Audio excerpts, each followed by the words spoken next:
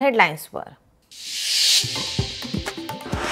विधानसभेत रम्मी खेळताना video viral झाल्याप्रकरणी राज्याचे कृषी मंत्री माणिकराव कोकाटे आज पत्रकार परिषदेच्या माध्यमातून भूमिका करणार स्पष्ट। मुख्यमंत्र्यांनीही कोकाटेंच्या कृत्यावर व्यक्त केली नाराजी।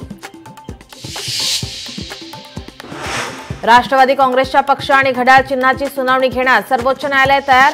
न्यायमूर्ती सूर्यकांत यांच्या नेतृत्वाखालील खंडपीठापुढे आज होणार सुनावणी।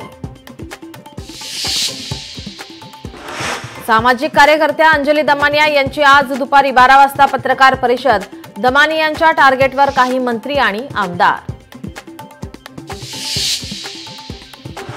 वैष्णवी हगवणे प्रकरणात आयपीएस जालिंदर सुपेकर यांना क्लीन चिट। हगवणे प्रकरणात आरोपीला मदत केल्याचा सुपेकरांवर होता आरोप।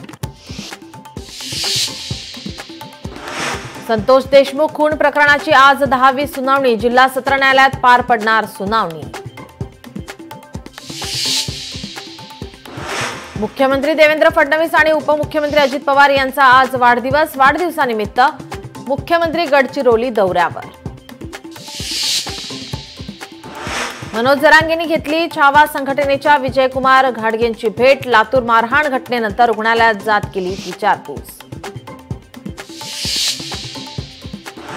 राष्ट्रपती राज्यपालांना विधेयकांवर निर्णय घेण्यासाठी डेडलाईन द्यावी का?